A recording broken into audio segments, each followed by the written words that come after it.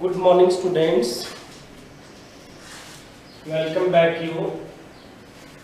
Today we are talking about class 10 subject SST. I have uploaded first video of SS subject about the ancient history of India. Today we will also discuss about ancient history of India.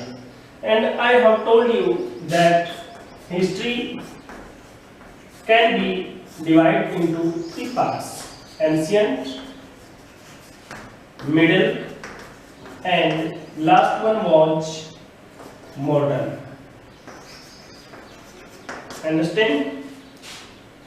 और इसके साथ ही हमने चर्चा कर चुके हैं कि ancient history क्या है, मिडिल क्या है और मॉडर्न हिस्ट्री क्या है। इसके अलावा मैंने आपको ये भी बताया कि एंशिएंट टाइम में 16 क्या थे, महाजनपद थे। और ये नोट डाउन करने के लिए भी मैंने आपको बोला था एसडब्ल्यू के रूप में आपको 16 महाजनपद और उन 16 महाजनपद की क्या लिखनी है, कैपिटल लिखनी है। आगे समझ में। और इन 16 महाजनपद में सबसे जो पावरफुल जो स्टेट था उसका नाम क्या था, मगध। क्या नाम था, मगध। इसके बारे में बताया हमने आपको। एंशिएंट हिस्ट्री में जब हम बात करें तो उस समय जो मतलब वैदिक सिविलाइजेशन है, इंडस वैली सिविलाइजेशन है, गुप्त पीरियड है, इसके अलावा जो मौर्य पीरियड है उसकी जो हिस्ट्री है वो किस में आएगी, एंशिएंट हिस्ट्री में आएगी। हर्षवर्धन का काल है, पाल डायनेस्टी है, शुंग डायनेस्टी है, तो ये वर्धन डायनेस्टी है, सारी किस में आती है, एंशिएंट हिस्ट्री में आती है। और first chapter is dedicated to the ancient history. Okay, अब सबसे पहले एंशिएंट हिस्ट्री में हम बात करते हैं मौर्य डायनेस्टी की। किसकी बात कर रहे हैं, मौर्य डायनेस्टी, मौर्य वंश, राजवंश। मौर्य वंश जो था उसमें Who was the first ruler of Maurya dynasty? Maurya dynasty का पहला जो रूलर था उसका नाम था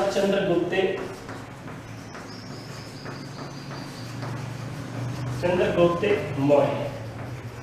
और चंद्रगुप्त मौर्य ने किसको हराया था, चंद्रगुप्त मौर्य ने किसको हराया था, गणानंद को। किसको हराया था, गणानंद, जो नंद वंश का अंतिम शासक था। Who was the last ruler of Nanda dynasty? Ganananda. और गणानंद और कई जगह इनका नेम क्या था, दनानंद। तो चंद्रगुप्त मौर्य ने किसको हराया, गणानंद को, जो नंद वंश के क्या थे, अंतिम शासक थे, और मगध के ऊपर अपना अधिकार किया। इसके अलावा हम आपको बता दें कि जो लास्ट जो नंद रूलर थे जिनका नाम दनानंद था, he was a cruel ruler. He was not favored in the view of people. यानी वो लोगों के लिए सही नहीं था। और जो वहाँ की जनता थी वो ये चाहती थी कि गणानंद को क्या किया जाए, हराया जाए। किसको हराया जाए, गणानंद को। और इसी प्रकार से आपको ये भी क्वेश्चन आस्क किया जा सकता है कि चंद्रगुप्त मौर्य किसकी सहायता से राजा बना, तो उसका नाम क्या था, चाणक्य। क्या नाम था, चाणक्य। चाणक्य का ही दूसरा नाम क्या है, विष्णुगुप्त है। चाणक्य का ही दूसरा नाम क्या है, विष्णुगुप्त है। और उन्हीं का ही दूसरा नाम क्या है, कौटिल्य। क्या नाम है, कौटिल्य। ठीक है। और चाणक्य जो था वो प्राइम मिनिस्टर बना किसका, चंद्रगुप्त मौर्य का। आ गया समझ में। और आगे हम बता दें कि इन्होंने 2 बुक लिखी हैं जो बहुत ही इंपॉर्टेंट है। एक का नाम तो क्या है, नीति शास्त्र, और दूसरी जो बुक है उसका नाम क्या है, अर्थशास्त्र। ये दोनों बुक्स किसके द्वारा रिटन की गई हैं, चाणक्य के द्वारा। और चाणक्य जो थे उनकी सहायता से ही चंद्रगुप्त मौर्य डायनेस्टी का क्या बना, राजा बना। आ गया समझ में। यानी उनके द्वारा कौन सी 2 बुक लिखी गई है चाणक्य के द्वारा, एक तो नीति शास्त्र और दूसरी कौन सी है, अर्थशास्त्र। ठीक है। और और इससे चंद्रगुप्त मौर्य जो मौर्य डायनेस्टी का फर्स्ट रूलर बना, इसके साथ ही इंडिया में एक नई डायनेस्टी का जन्म हुआ जिसका नाम था मौर्य डायनेस्टी। क्या नाम था? मौर्य डायनेस्टी। अब ये क्वेश्चन भी पूछ लेते हैं, who was the first ruler of Maurya dynasty? कौन था? चंद्रगुप्त मौर्य। कौन था? चंद्रगुप्त मौर्य। ठीक है, चंद्रगुप्त मौर्य जो था वो शासक का बना 322 BC में, नॉट AD, BC। आगे समझ में? यानी अब ईयर्स जो है वो बैक में चलेंगे बेटा।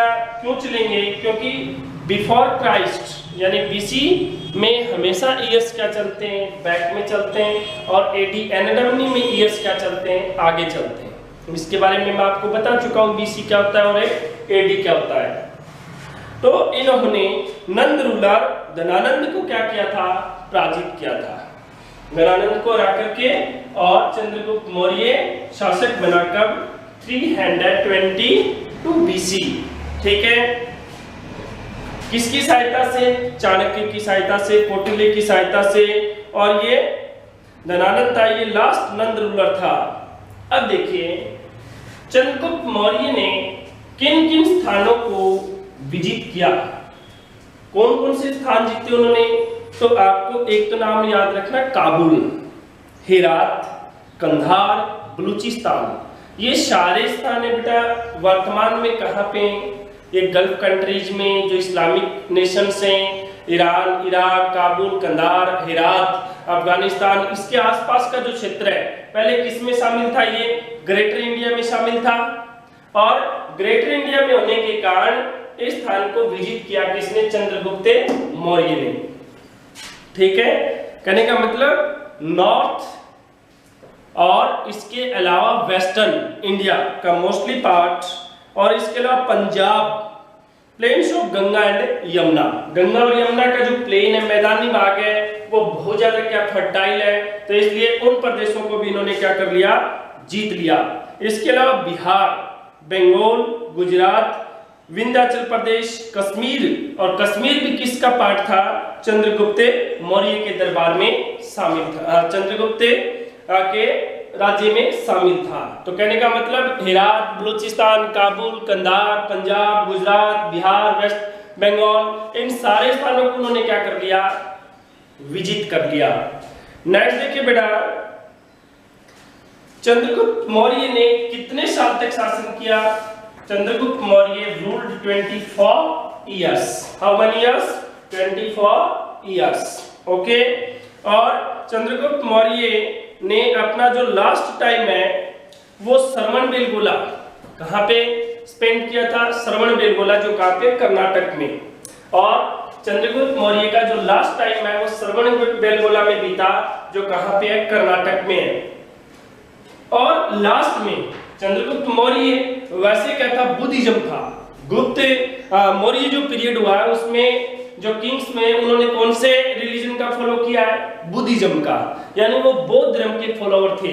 बट आपको ध्यान रखना बड़ा इंपॉर्टेंट बात है, चंद्रगुप्त मौर्य ने लास्ट में बुद्धिज्म को क्या कर दिया था? छोड़ दिया था और जैन धर्म ग्रहण कर लिया था। कौन सा रिलीजन अडॉप्ट कर लिया था? जैनिज्म। और उन्होंने जैनिज्म की जो एजुकेशन है, टीचिंग्स है, वो अपने गुरु किससे ली थी? भद्रबाहु से ली थी। किससे ली थी? भद्रबाहु। क्या नाम था?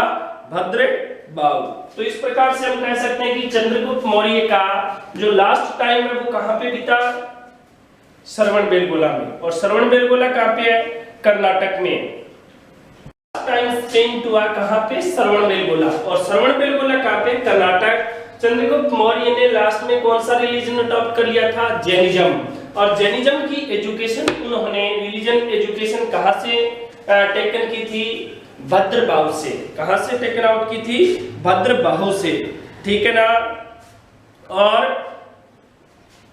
ये जो थे चंद्रगुप्त मौर्य, इनकी डेथ कब हुई थी बेटा? 298 में। कब हुई थी? 298 BC। आगे समझ में? 298 BC में श्रवणबेलगोला में इनकी क्या हो गई? डेथ हो गई। बेलगोला, कर्नाटक यहाँ पे इनकी डेथ हो गई थी। अभी किसके कारण हुई थी? हार्ड फास्ट के कारण हुई थी, यानी इन्होंने कठिन तपस्या की थी, क्योंकि जैन धर्म में जो तपस्या है वो उसका बहुत ही ज्यादा क्या होते हैं, हार्ड होती है, और हार्ड तपस्या के कारण इनकी डेथ हो गई थी। इनका शरीर सूख गया था, बिल्कुल निर्जन हो गया था। ठीक है, और ये तो हम किसके बारे में पढ़ रहे थे? चंद्रगुप्त मौर्य के बारे में। नेक्स्ट देखिए बेटा,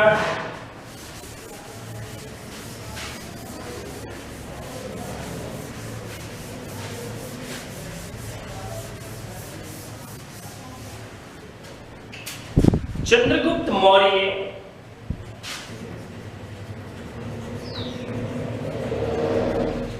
के बाद उसका बेटा रूलर बना, जिसका नाम क्या था? बिंदुसार। क्या नाम था? बिंदुसार। चंद्रगुप्त मौर्य के बाद में कौन बना? Bindusara. After the death of the Chandragupta Maurya, his son Bindusara became the ruler of a Magadha. और अब मगध का जो नया शासक था उसका क्या नाम था? Bindusara. Who was the next ruler after the Chandragupta Maurya? Bindusara. Okay, Bindusara he ruled from 298 BC to 273, और बिंदुसार ने 298 से 273 BCE तक क्या किया? रूलिंग किया। कब से लेकर कब तक? 298 से 273 BC तक। किसने? बिंदुसार ने। जो बिंदुसार था वो कौन था? चंद्रगुप्त मौर्य का बेटा। आ गया समझ में? He ruled from 298 to 273. After him, Ashoka became the ruler. और बिंदुसार के बाद में शासक कौन बना? अशोक। Ashoka the great. आपने नेम सुना होगा अशोक का, पहले अभी टीवी के ऊपर Ashoka the great, Ashoka the warrior TV serial भी चलता था, जिसमें जो महान राजा अशोक के बारे में बताया जाता है। अशोक इस डायनेस्टी का सबसे महान शासक था। Who was the great ruler of a Maurya dynasty? Ashoka. यानी इससे पहले हमेशा क्या लगता है? ग्रेट लगता है। ग्रेट अशोका के नाम से इनको जाना जाता है। तो ग्रेट नेम है वो जो भी बहुत शक्तिशाली पावरफुल जो किंग्स हुए, जो बादशाह हुए, उनके नेम से पहले क्या लगता है? ग्रेट लगता है। आगे समझ में? जिनका राज्य विस्तार यानी एक्सपेंशन ऑफ स्टेट्स बहुत ज्यादा हो, तो उनको क्या कहा जाता है? ग्रेट किंग्स कहा जाता है। और इनमें कौन शामिल थे? अशोक शामिल थे। बिंदुसार का बेटा कौन था? अशोक। और ये इनके ग्रैंडफादर थे कौन? चंद्रगुप्त मौर्य। और जो मौर्य डायनेस्टी के क्या माने जाते हैं? फाउंडर माने जाते हैं। आगे समझ में? और पहली बात तो ये सुनिए, चंद्रगुप्त जो मौर्य था उसने भी अपना राज्य विस्तार किया था, और अशोक ने भी, लेकिन अशोक ने ज्यादा किया किसकी बजाय? Respect of Chandragupta Maurya. Next देखिए बेटा, इसमें कुछ स्पेशल है किसके बारे में? अशोक के बारे में। उनके बारे में स्पेशल जो था वो क्या था? देखिए, फर्स्ट तो अशोक ने सबसे पहले क्या खुदवाए थे बेटा? रॉक एडिक्ट बनवाए थे। Rock edict. इसके अलावा अशोक ने एक नई चीज की शुरुआत की थी जिसको क्या कहा जाता है? धम्म कहा जाता है। रॉक एडिक्ट बनवाए और अशोक ने धम्म की स्थापना की। इसके अलावा इनका एक फेमस जो चीज है वो किसके लिए जाने जाते हैं? कलिंग वॉर के लिए जाने जाते हैं। कलिंग वॉर। कलिंग प्रदेश कहाँ पे है? प्रेजेंट टाइम में ओडिशा में है। कहाँ पे? ओडिशा में। तो कलिंग की जो लड़ाई हुई थी वो भी किस किस के बीच हुई थी? अशोक और गणानंद के बीच में हुई थी। आ गया समझ में? तो ये जो कुछ स्पेशल थिंग्स हैं किसके बारे में? अशोक के बारे में। देखिए, अशोक पहला रूलर था जिसने रॉक एडिक्ट बनवाए थे, यानी अपने राज्य की जानकारी, अपने खुद निजी जीवन की जानकारी उसने किस पे खुदवाई थी? Rock edict. रॉक एडिक्ट होते क्या है दरअसल में? रॉक एडिक्ट बेटा चट्टान होती है, पत्थर, और उनके ऊपर उन्होंने अपने जो भी लेखनी है उसको क्या करवाया था, लिखवाया था, इंस्क्राइब करवाया था। ठीक है, ज्यादातर अशोक के रोग एडिक्ट है वो कौन सी भाषा में लिखे गए, ब्राह्मी स्क्रिप्ट में लिखे गए। कौन सी स्क्रिप्ट में लिखे गए, ब्राह्मी स्क्रिप्ट में लिखे गए। उनके दो जो रोग एडिक्ट हैं जिसमें एक तो मनसेरा है और दूसरा कौन सा है, शाहबाजगढ़ी। एक तो मनसेरा और दूसरा शाहबाजगढ़ी, ये किस में लिखे गए, ख्रोस्टी स्क्रिप्ट में लिखे गए। बाकी किस में लिखे गए, ब्राह्मी स्क्रिप्ट में। तो अशोक ने क्या खुदवाए थे बेटा, रॉक एडिक्ट। रॉक एडिक्ट यानी पत्थर के होते हैं, उनके ऊपर क्या लिखी जाती है, जानकारी लिखी जाती है। और ये जानकारी क्या होती है, अमिट होती है, यानी कभी भी क्या नहीं हो सकती, मिट नहीं सकती। दूसरा, इसकी जो पॉलिश की गई है इसके ऊपर, इनके रॉक एडिक्ट के ऊपर, वो भी क्या बहुत शानदार है। ठीक है, इसके अलावा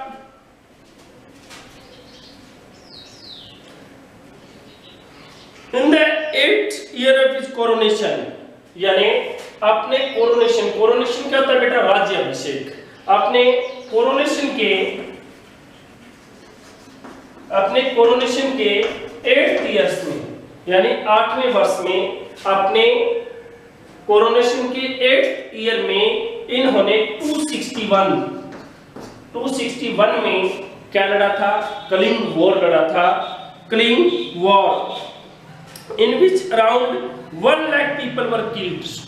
और इस कलिंग वॉर में कितने लोग मरे थे बेटा, 1 लाख। उस समय संख्या बहुत थी, आज 1 करोड़ के बराबर है। ठीक है, 1 करोड़ के बराबर करने का मतलब ये हुआ कि भाई 1 करोड़ नहीं है, 1 लाख तो 1 लाख ही होते हैं, 1 करोड़ 1 करोड़ ही होते हैं। बट उस समय इतनी बड़ी मास किलिंग किसी ने देखी नहीं थी।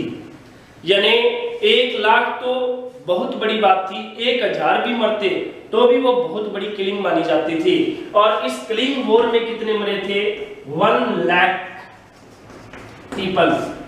ठीक है, और जिसमें जीत किसकी हुई थी, अशोक की। लेकिन आपको पता होना चाहिए, अशोक जो था जब बाद में वहां पे कलिंग प्रदेश में गया और कलिंग में जाकर के देखा उसने, तो जो जनसंहार था, मास किलिंग थी, बच्चे चिल्ला रहे थे, औरतें रो रही थी, इसके अलावा लोग कटे हुए थे, लाशों का ढेर लगा हुआ था और उन लाशों के ढेर के ऊपर पैर रख करके अशोक चल रहा था।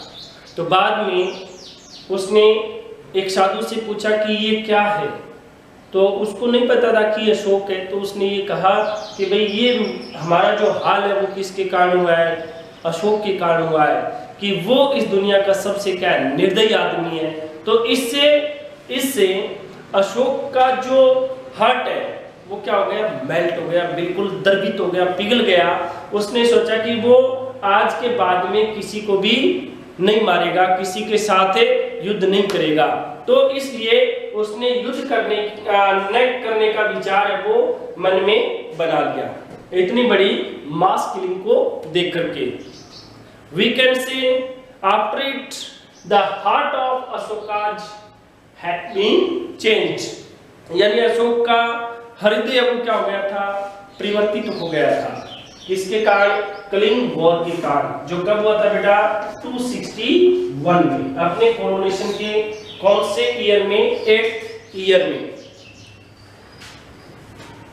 This mass killing shocked Ashoka. As a result of this, he vowed never to wage a war again in the future.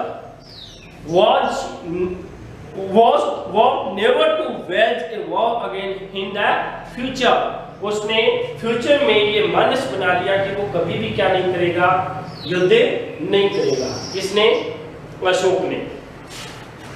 ठीक है, अशोका ने अपने आइडियल्स किसमें बताए बेटा, धम्म में बताए। ये अशोक का अपना एक मोरल अपलिफ्टमेंट था, क्या, धम्म। यानी इसमें अशोका के जो भी रॉक एडिक्ट्स हैं, जो सेज हैं, जो महात्मा थे, जैन धर्म के जो फॉलोअर्स थे, और उनकी जो टीचिंग्स थी वो किसमें बताई गई हैं, धम्म में बताई गई हैं। कि लोगों को ज्यादा से ज्यादा किसका फॉलो करना चाहिए, धम्म का फॉलो करना चाहिए।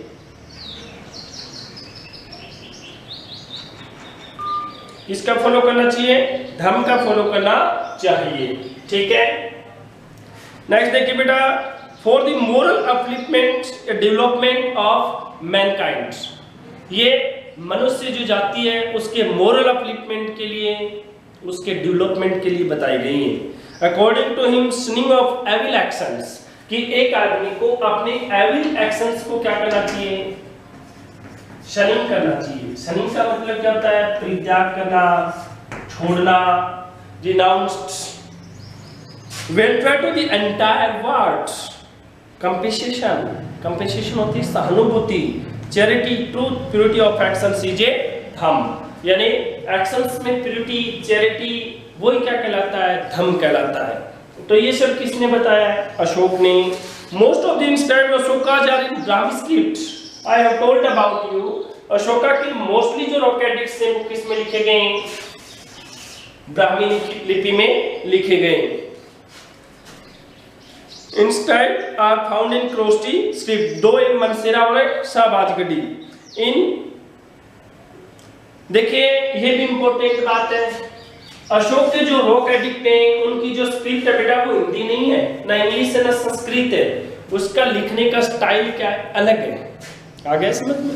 लिखने का स्टाइल अलग होने के कारण इस लिपि को, इस स्क्रिप्ट को पढ़ पाना बहुत ज्यादा क्या था? मुश्किल था।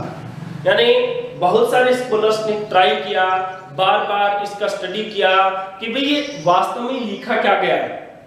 यानी किसी भी एंशिएंट किंग्स के बारे में आप जानकारी तभी ले सकते हो जब आप उसके किसी लेख को पढ़ते हो, रॉक एडिक्ट को पढ़ते हो, या इसके अलावा कोइंस के द्वारा हमें जानकारी मिलती है। तो उस समय रॉक एडिक्ट को पढ़ना जरूरी था कि भाई ये जो डायनेस्टी हुई इसमें कौन कौन किंग हुए, ग्रेट कौन था, किस किस के साथ कैसा युद्ध हुआ, उस समय इंडिया का सिचुएशन क्या था, कहां तक सेपरेट था, तो इनके बारे में जरूरी था।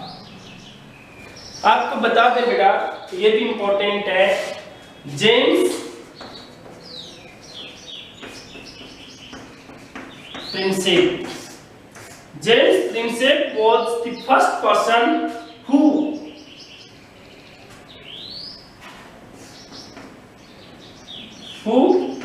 read the rock edicts of Ashoka when 1880।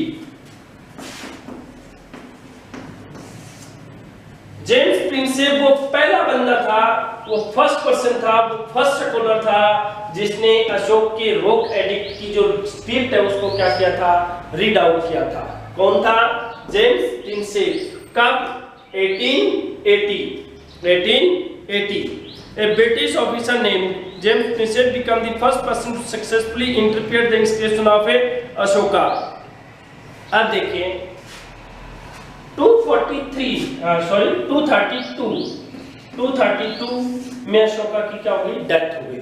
Ashoka की डेथ हो गई after the successful rule of 40 years. लगभग उन्होंने कितने साल तक शासन किया बेटा?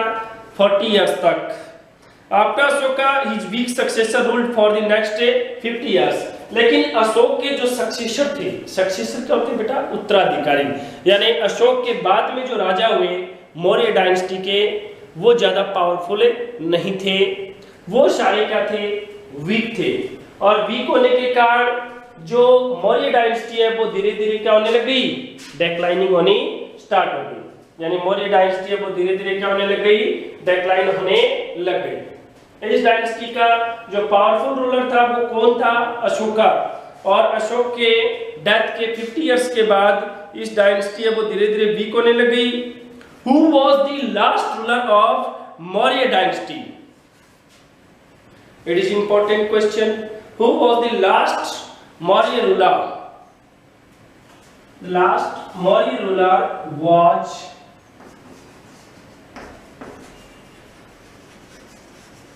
Brihadath. Who was the last Maurya ruler of Maurya dynasty? Brihadath. It is important. ये एग्जाम में पूछा जा सकता है बेटा। अब who was the founder? Chandragupta Maurya.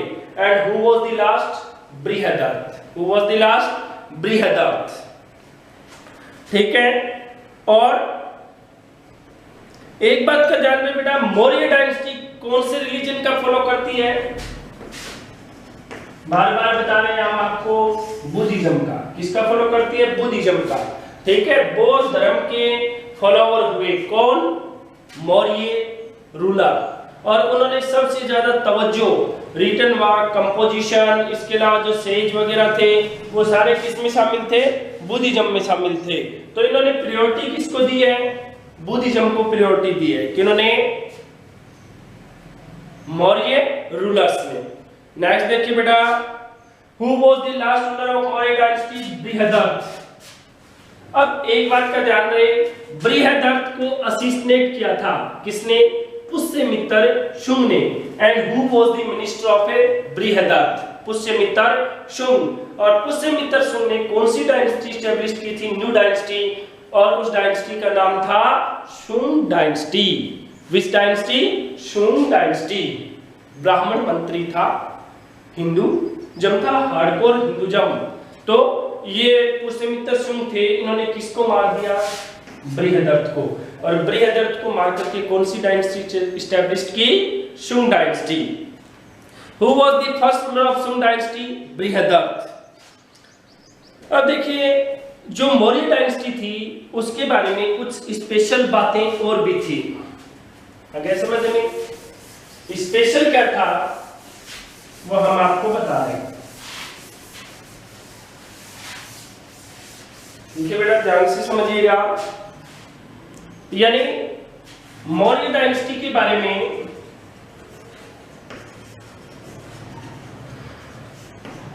पहली स्पेशल बात तो ये थी कि इस डायनेस्टी में जो एडमिनिस्ट्रेशन सिस्टम था उसके बारे में जानकारी हमें कहां से मिलती है? देखिए, मौर्य डायनेस्टी के एडमिनिस्ट्रेशन सिस्टम में मोस्टली जो जानकारी है वो हमें मिलती है चाणक्य या कौटिल्य के द्वारा रचित जो अर्थशास्त्र है, इकोनॉमिक्स, उससे हमें इस डायनेस्टी के बारे में जानकारी मिलती है। इसके अलावा जो अशोक के रॉक एडिक्ट हैं जो उन्होंने बनवाए थे वो उनसे भी हमें जानकारी ऑब्टेन होती है। ठीक है, तो इस डायनेस्टी में जो एडमिनिस्ट्रेशन सिस्टम था वो क्या था बेटा? सेंट्रल एडमिनिस्ट्रेशन सिस्टम था। सेंट्रल मतलब केंद्रीय व्यवस्था थी, यानी जो सारे पावर थे वो किसके पास थे? केंद्र सरकार के पास। बट पावर्स का डिवाइडेशन तो था, बट मेनली जो पावर था आज भी इंडिया में यही है, central government is more powerful than A state government. और एट दैट टाइम भी ऐसा ही था, यानी स्टेट जो गवर्नमेंट थी, प्रोविडेंशियल जो सिस्टम था, उसमें सबसे पावरफुल स्टेट पे क्या था? सेंट्रल गवर्नमेंट थी। कौन सी गवर्नमेंट थी? Central government. Central administration firstly established in Maurya period through a centralization administration system. Chandragupta Maurya unified entire India in the form of political units. Chandragupta Maurya ने पूरे इंडिया को क्या कर दिया था? यूनिफाई कर दिया था। Maurya ruler Chandragupta Guru Kautilya has described 7 components of state। और चंद्रगुप्त मौर्य का जो प्राइम मिनिस्टर था कौटिल्य, उन्होंने ये कहा है कि 7 कंपोनेंट्स थे स्टेट के। मेन जो कंपोनेंट्स थे, मेन जो पिलर थे स्टेट के, वो कितने थे? 7 थे। यानी वो 7 ऐसे लोग थे, 7 ऐसे एडमिनिस्ट्रेशन यूनिट थी जो सबसे पावरफुल थे, जिनमें एक तो था राजा, एक था अमात्य, एक जनपद, दुर्ग, कोष, सेना, मित्र। आ गया समझ में? यानी एक तो था राजा, किंग, 2 अमात्य, 3 मित्र, कोष, जनपद।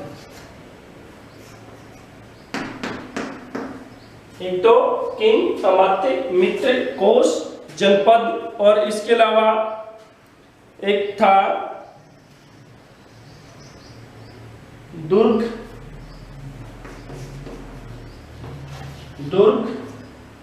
जनपद, कोष, सेना। एक क्या थी? सेना। तो टोटल उन्होंने कितने कंपोनेंट्स बताए? 7 बताए। कि सबसे पावरफुल कौन होता था? राजा होता था। यानी सबसे एडमिनिस्ट्रेशन सिस्टम में सबसे जो पावरफुल था, सबसे जो ऊपरी यूनिट थी, उसका नाम क्या था? किंग। ठीक है, सबसे ऊपरी यूनिट पे कौन था? राजा। ठीक है, नेक्स्ट देखना बेटा। In order to the king in administration there was a group of 18 officers which were called tirth। और इसके अलावा 18 ऑफिसर्स का एक ग्रुप था जिसे क्या कहा जाता था?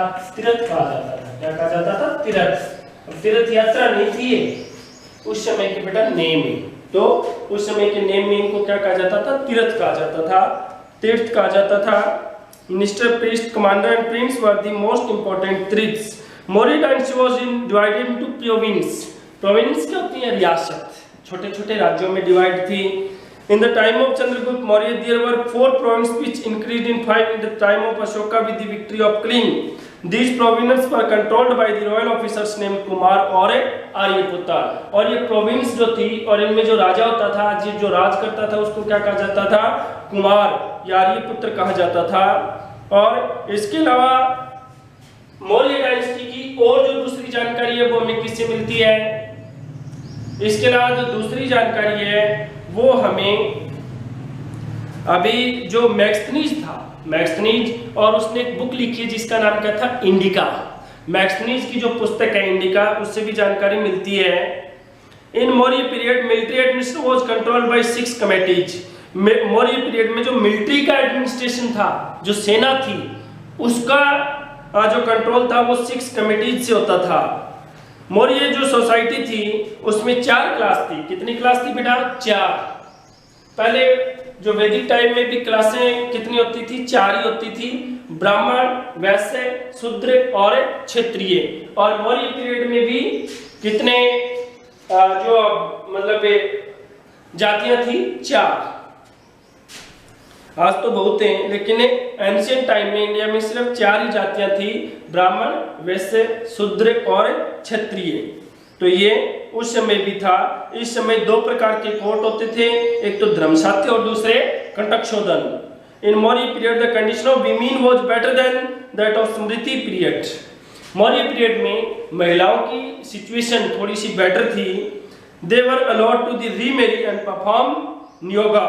और उनको जो यज्ञ, हवन, योग, जो साधु संत है उनकी शरण में जाना, उनसे शिक्षा दीक्षा लेना, और रीमैरी की भी उनको क्या थी? छूट थी। Pataliputra was the capital of Maurya dynasty of Takshashila. और इस समय जो मेन जो सेंट्रलाइजेशन सिस्टम का जो मेन गढ़ था वो तो क्या था? मगध। और मगध की कैपिटल क्या थी? Pataliputra, Patna. And Takshashila, Ujjain, Suvarnagiri, Tosali were the major centres. According to Kautilya 4 organs of the kingdom और राजा, अमात्य, जनपद, दुर्ग, कोश, ये हम आपको बता चुके हैं। 7 कंपोनेंट्स बताए किसने बताए? कौटिल्य ने। तो इस प्रकार से जानकारी हमें किससे मिलती है? मैक्सनीज की पुस्तक जिसका नाम क्या है? इंडिका। और जो दूसरी बुक है उसका नाम क्या है? इकोनॉमिक्स। क्या नाम है? इकोनॉमिक्स। तो ये जानकारी है वो हमें इससे। इसके अलावा जो अशोक ने क्या खुदवाए? Rock edict खुदवाए। और अशोक के रॉक एडिक्ट को रीड आउट करने वाला फर्स्ट पर्सन कौन था? Who was the first person who read out that rock edict of Ashoka? उसका नेम था बेटा जेम्स प्रिंसेप। कौन था? James Prinsep. और जेम्स प्रिंसेप है वो कहाँ के थे? ब्रिटेन के। और उन्होंने 1880 में अशोक के जो शिलालेख थे उनको क्या किया था? पढ़ा था। और उन्होंने ये बताया था कि ये भाषा कौन सी है, कौन सी स्क्रिप्ट में लिखा गया, जानकारी क्या है। तो ज्यादातर जानकारी उनको रॉक एडिक्ट के द्वारा भी हमें प्रदान की जाती है। और ईरान का शासक दारा फर्स्ट जो था उससे अशोक ने इस चीज को अडॉप्ट किया था, सीखा था कि भाई रॉक एडिक्ट भी क्या करवाने चाहिए? खुदवाने चाहिए, उनको इंस्क्राइब किया जाना चाहिए। तो ये सारी जानकारी किसकी है? मौर्य पीरियड की। अब देखिए मौर्य पीरियड है उसके बारे में हम आपको बता चुके हैं। मौर्य पीरियड में फर्स्ट कौन था? चंद्रगुप्त मौर्य। और लास्ट कौन था? बृहदर्थ। बृहदर्थ की हत्या किसने की थी? हु असिस्टेड बृहदर्थ, बृहदर्थ को असिस्टेशन किया था पुष्यमित्र शुंग ने, जो शुंग डायनेस्टी का फर्स्ट रूलर था। और मौर्य डायनेस्टी के एंडिंग के बाद में इंडिया में कौन सी नई डायनेस्टी का इस्टेब्लिशमेंट हुआ? उसमें जो नई डायनेस्टी इस्टेब्लिशमेंट हुई उस डायनेस्टी का नाम था शुंग डायनेस्टी। हम एंशिएंट इंडिया पढ़ रहे हैं। एंशिएंट भारत में कौन कौन सी डायनेस्टीज थी, किस प्रकार से एडमिनिस्ट्रेशन सिस्टम था, सेंट्रल एडमिनिस्ट्रेशन सिस्टम क्या था, प्रोविंशियल एडमिनिस्ट्रेशन सिस्टम क्या था। अंडरस्टैंड। नेक्स्ट जो क्लास है अपनी, नेक्स्ट क्लास एसएस की, उसमें हम पढ़ेंगे किसके बारे में? शुंग डायनेस्टी के बारे में। किसके बारे में पढ़ेंगे? शुंग डायनेस्टी के बारे में। अगर समझ में, तो we have ended our 2 class of SS and first chapter India beginning from the 1206, glorious India from the beginning to 1206, ये फर्स्ट चैप्टर है, इसके बारे में हम पढ़ रहे हैं। For today we goodbye to you and you stay your home and stay safe. And next I will tell you that you must be done your work of tense and I have told about Mahajanpad period. You must be done in your fair notebook. Those which as I given to you. You must be done your notebook. Thanks. Have a great day for you.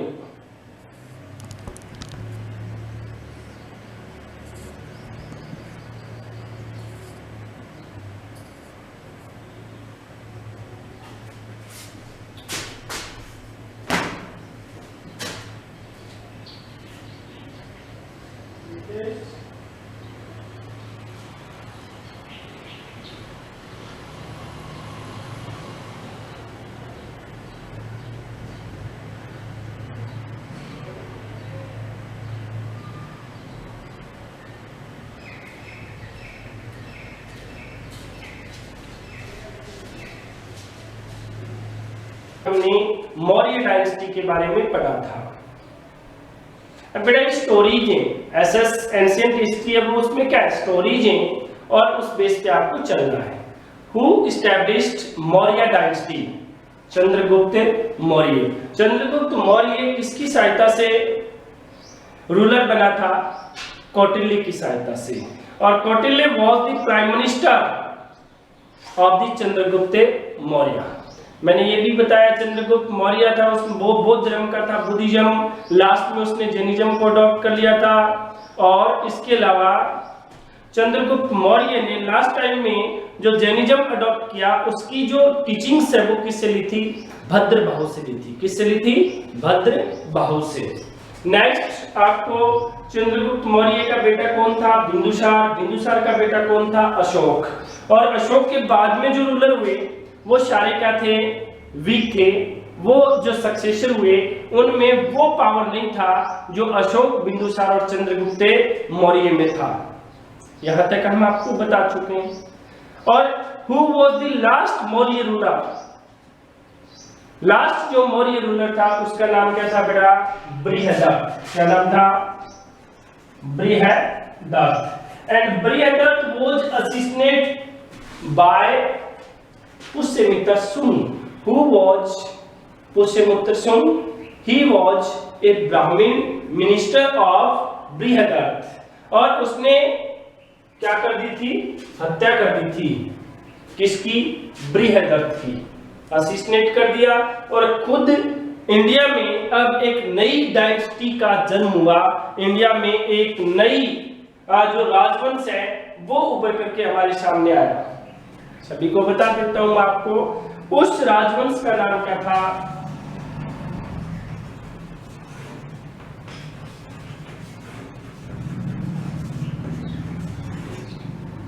उस राजवंश का नाम था शुंग वंश, Shunga dynasty. Last में आपको क्या लेना? ए लेना है, बट प्रोनाउंसिएशन में हम क्या बोलेंगे? शुंग डायनेस्टी। वैसे इंग्लिश में शुंगा डायनेस्टी। तो Shunga dynasty. Who was the founder of Shunga dynasty? बिल्कुल इजी है। शुंग डायनेस्टी का जो फाउंडर था उसका नाम था पुष्यमित्र शुंग। आ गया समझ में? पुष्यमित्र शुंग। और ये डायनेस्टी इंडिया में स्टैब्लिश्ड कब हुई थी? ये स्टैब्लिश्ड हुई 185 बीसी, यानी ये जो ईयर है वो किस में चल रहे हैं? बैक में चल रहे हैं। तो 185 इयर्स बीसी ये डायनेस्टी इंडिया में क्या हुई? स्टैब्लिश्ड हुई। कौन सी dynasty? Shunga dynasty. Who was the founder of Shunga dynasty? Pushyamitra Shunga. और पुष्यमित्र शुंग ने किसकी हत्या कर दी थी? बृहदरथ की हत्या कर दी थी, जो लास्ट मौर्य रूलर था। आगे समझ में? नेक्स्ट देखिए बेटा ध्यान से, बिल्कुल क्लियरली। बीसी में आपको बता चुका हूं, बीसी में ईयर क्या चलेंगे? बैक में चलेंगे। आ गया? यानी बिफोर क्राइस्ट, ईसा के जन्म के 185 साल पहले की बात है ये। 185 ईयर्स बिफोर की बात है। ठीक है, अब देखिए पुष्यमित्र शुंग परफॉर्म्ड अश्वमेध यज्ञ।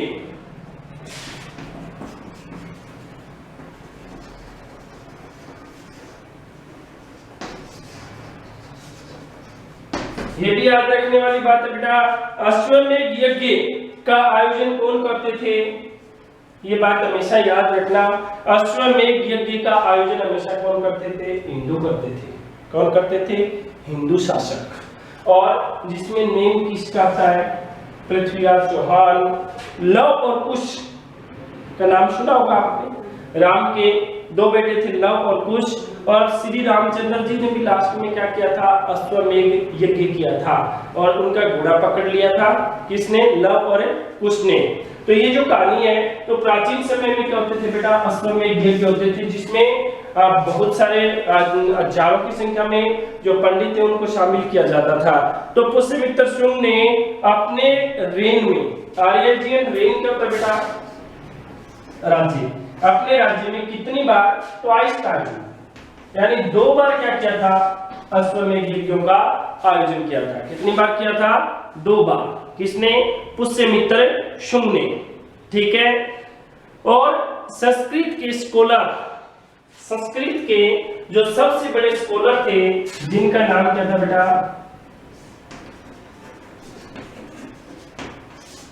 पतंजलि। पतंजलि का नाम सुना होगा आपने। पतंजलि योगपीठ कहां पे है? पतंजलि योगपीठ बाबा रामदेव योग गुरु और पतंजलि योगपीठ कहां पे है? हरिद्वार में।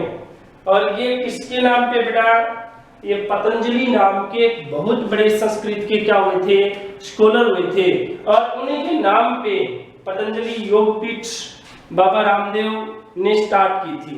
तो योग करते हो ना, तो लॉकडाउन चल रहा है, तो योग आपको ज्यादा से ज्यादा करना चाहिए और अपने बॉडी का जो इम्यूनिटी पावर है उसको भी बढ़ाना चाहिए। तो ये पतंजलि किससे जुड़े हुए थे? योग से भी जुड़े हुए थे और ये पृष्ठ थे। और ये इस अश्वमेध यज्ञ जो किए गए उसके प्रधान पंडित थे। कौन? पतंजलि। आ गया समझ में? और ये अश्वमेध यज्ञ कितनी बार किए गए? 2 बार। किसने किए थे? पुष्यमित्र शुंग ने। बेटा अश्वमेध यज्ञ करना कोई आसान काम नहीं था, क्योंकि इसमें बहुत ज्यादा क्या होता है? एक्सपेंसिव होता है। बहुत ज्यादा संख्या में पंडित जो है उनको इकट्ठा करना पड़ता है। तो ये अश्वमेध यज्ञ इनकी देखरेख में हुआ। देखिए पुष्यमित्र शुंग के अलावा Agnimitra, Jyeshthamitra, Bhadraka, Bhagavata and Devabhuti were other major rulers of the Shunga dynasty. Shunga dynasty के दूसरे भी रूलर थे, जिसमें लास्ट रूलर कौन था? Devabhuti. Who was the last ruler? Devabhuti. और देवभूति की भी क्या कर दी थी बेटा? हत्या कर दी थी। किसकी? Devabhuti. Who was the last Shunga ruler? Devabhuti. पहला कौन था? पुष्यमित्र शुंग। और लास्ट कौन था? देवभूति। तो लास्ट वाले की हत्या ही हो रही है बेटा। शुंग डायनेस्टी में भी लास्ट वाले को क्या किया? असिस्नेट किया। और मौर्य डायनेस्टी में भी लास्ट वाले को क्या कर दिया? असिस्नेट कर दिया। आगे समझ में? तो ये लास्ट रूलर देवभूति था। और देवभूति को बर्बाद किसने किया? देवभूति को बर्बाद किया वासुदेव ने। किसने मारा था? वासुदेव। वासुदेव नाम का एक बंदा था जो उसने मार दिया और नई डायनेस्टी स्टैब्लिश हुई जिसका नाम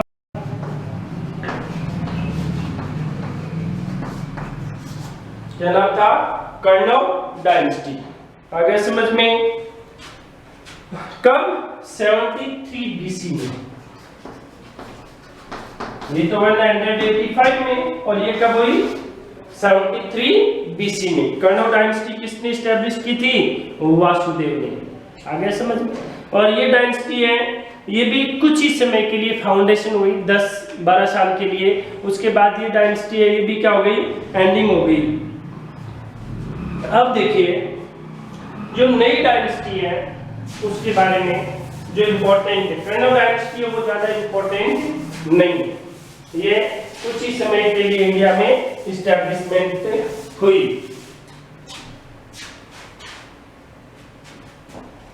देखिए नेक्स्ट जो डायनेस्टी है वो शातवाहन डायनेस्टी।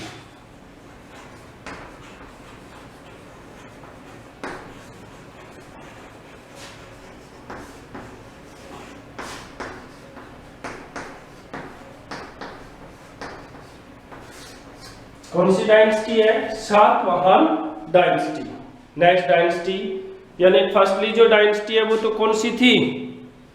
वो डायनेस्टी थी मौर्य। मौर्य के बाद में शुंग डायनेस्टी, शुंग के बाद कर्णव और कर्णव के बाद सातवाहन राजवंश। यानी सातवाहन राजवंश का जो फाउंडर था वो किसको माना जाता है? सिमुक को माना जाता है। किसको? सिमुक। ठीक है।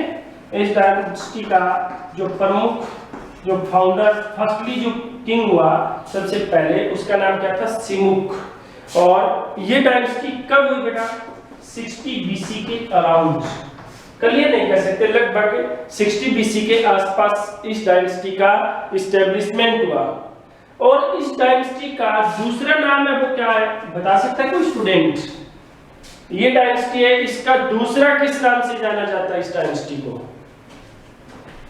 देखिए इस डायनेस्टी को दूसरा नाम क्या है? आंध्र डायनेस्टी है। कौन सा है? आंध्र डायनेस्टी। इसको आंध्र डायनेस्टी क्यों कहा जाता है?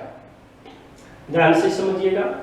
इस डायनेस्टी को आंध्र डायनेस्टी इसीलिए कहा जाता है क्योंकि ये डायनेस्टी आंध्र प्रदेश के आसपास वाले रीजन जिसमें कृष्णा और गोदावरी जो नदियां हैं, कृष्णा गोदावरी नदियां काफी फ्लो करती हैं साउथ इंडिया में, तो वहां पे ये डायनेस्टी स्टैब्लिश्ड हुई और वहां पे स्टैब्लिश्ड होने के कारण इसको क्या कहा जाता है? आंध्र डायनेस्टी कहा जाता है। किसको? सातवाहन डायनेस्टी को। ठीक है। It is known as a Andhra dynasty. अब देखिए आपने नाम सुना होगा शतकर्णी का, यानी इस डायनेस्टी का जो ग्रेट रूलर था उसका नाम क्या था? शतकर्णी फर्स्ट। क्या नाम था? Satakarni first. Who was the powerful ruler of Satavahan dynasty? Shatkarni first. Who expected the power and kingdom of Satavahan dynasty was the first capable ruler of this dynasty. Next, all the rulers of Satavahan dynasty were followers of Hinduism. बेटा ध्यान रखना, ये राजा भी किसका follower करते थे? हिंदू धर्म का। आ गया समझ में? इस समय इंडिया में और भी रिलीजन थे, जैन था, हिंदू थे और इसके अलावा बौद्ध धर्म। इस समय इंडिया में मोहम्मदन या इस्लामिक रिलीजन नहीं था। याद रखना, इस समय एंशिएंट इंडिया में इस्लाम रिलीजन नहीं था। इस समय इंडिया में हिंदू धर्म, इसके अलावा बौद्ध धर्म और जैन धर्म ये था। ठीक है, तो इसके बारे में याद रखना। तो इस समय ये हार्डकोर फॉलोवर थे किसके? हिंदुइज्म के। दे एस्टैब्लिश द सिस्टम ऑफ वैदिक यज्ञ, और वैदिक तरीके से वेदों में जो यज्ञ किए जाते थे उस तरीके से इन्होंने दोबारा से यज्ञ स्थापित किए और वर्णाश्रम सिस्टम, और ये वर्णाश्रम सिस्टम को भी एस्टैब्लिश किया इन्होंने। वर्णाश्रम सिस्टम क्या होता है बेटा? वर्ण कितने होते थे? 4 होते थे, यानी ब्राह्मण, वैश्य, शूद्र और क्षत्रिय। आज तो हजारों वर्ण बने हुए हैं, कोई नाई है, कोई धोबी है, कोई तेली है, कोई जाट है, कोई राजपूत है। उस समय सिर्फ वर्णों की संख्या कितनी होती थी? 4 होती थी। अब 4 वर्ण कौन कौन से होते थे? ये आप 9th क्लास में, 8th में, सभी में आता है बेटा, आप जानते हो, ब्राह्मण, वैश्य, शूद्र और क्षत्रिय। तो वहां पे इस डायनेस्टी में भी क्या थी? वर्ण व्यवस्था थी। क्या थी? वर्ण व्यवस्था थी। ठीक है। एंड वर्णाश्रम system and fort against the foreign invaders, और इन्होंने मुकाबला किया किसका? Foreign invader. इन्वेडर क्या होते हैं? आक्रमणकारी। जो भी फॉरेन इन्वेडर आए इंडिया में, उनका इन्होंने मुकाबला किया, जिसमें यवन और शक थे। मोस्टली कौन थे? ये 2 विदेशी जातियां थी, यवन और शक। इन लोगों का इन्होंने क्या किया? मुकाबला किया, यवन का और शकों का। आ गया समझ में? तो ये हमारे लिए बहुत इंपॉर्टेंट बात है। The Satavahana Kings build several चैत्य। इन्होंने क्या बनवाए थे बेटा? चैत्य बनवाए थे। चैत्य जानते हो क्या? चैत्य बौद्ध धर्म को समर्पित होते हैं। ये हार्डकोर फॉलोवर तो क्या थे? हिंदुइज्म थे, बट ये बौद्ध धर्म का भी रिस्पेक्ट करते थे। ये नहीं कि भाई ये मतलब अपने रिलीजन को फोकस करते थे, उसी को ही मानते थे, यानी सभी के साथ में बराबर रखते थे। इनका जो दृष्टिकोण था वो रिलीजन के प्रति क्या था? इक्वल था। चैत्य बनवाए, विहार बनवाए। विहार भी क्या होते हैं? बौद्ध धर्म के मंदिर, मठ जो होते हैं उनको करला चैत्य। और इनमें सबसे इंपॉर्टेंट जो चैत्य है वो कौन सा बेटा? करला चैत्य है। इनमें सबसे सातवां circulate crank made of silver, copper, lead and bronze. एक बात का याद रखना, सातवां डायनेस्टी की जो शासक थे, इन्होंने सिल्वर, चांदी, कॉपर, तांबा, लीड, जस्ता, लीड एंड ब्रोंज। ब्रोंज क्या होता है बेटा? कांसा, और लीड क्या होता है? जस्ता। इनका पहली बार इंडिया में क्या किया था? ये डाले थे, सिक्के सर्कुलेट किए थे, चलाए थे। और इसके अलावा ब्राह्मणों को भी इन्होंने जमीन क्या थी? ग्रांटिंग की थी, दान में दी थी। क्योंकि ब्राह्मण क्या माने जाते थे? पावस माने जाते थे, और पवित्र होने के कारण ये ब्राह्मणों का इनके ऊपर विशेष अटैचमेंट था। और ब्राह्मणों का विशेष अटैचमेंट होने के कारण ये ब्राह्मणों को जमीन क्या देते थे? ग्रांटिंग करते थे। तो इन्होंने लैंड ग्रांटिंग की थी। किन्होंने? सातवाहन डायनेस्टी के रूलर्स ने। आगे समझ में? अब सातवाहन डायनेस्टी का फर्स्ट फाउंडर कौन था? सिमुक। इस डायनेस्टी को दूसरा नाम क्या है? आंध्रा डायनेस्टी। इस डायनेस्टी का पावरफुल रूलर कौन था? गौतमीपुत्र सतकर्णी या सतकर्णी फर्स्ट। आ गया। इन्होंने क्या बनवाए थे? चैत्य, विहार बनवाए थे। और इनमें सबसे इंपॉर्टेंट जो चैत्य है वो कौन सा है? करला चैत्य। चैत्य किसको समर्पित होते हैं? बौद्ध धर्म। और ये हार्डकोर फॉलोअर्स किसके थे? हिंदुइज्म के। आ गया समझ में? ये डायनेस्टी जनरली कहां पे एस्टैब्लिश्ड हुई? साउथ इंडिया में एस्टैब्लिश्ड हुई, कृष्णा और गोदावरी नदियों के किनारे पर। कहां पे? कृष्णा और गोदावरी नदियों के किनारे पर। और ये आंध्र प्रदेश के आसपास जो कृष्णा और गोदावरी नदी फ्लो करती है वहां पे। इसीलिए this dynasty is known as a Andhra dynasty. आ गया समझ में? तो ये हमने किसके बारे में पढ़ा है? सातवाहन डायनेस्टी के बारे में रीड आउट किया है। देखिए, अभी कल हमने मौर्य डायनेस्टी, आज हमने शुंग डायनेस्टी, सातवाहन डायनेस्टी, कर्ण डायनेस्टी के बारे में थोड़ा बहुत पढ़ा। और जो हमारी नेक्स्ट क्लास है, जो नेक्स्ट वीडियो अपलोड होगा एसएसटी में,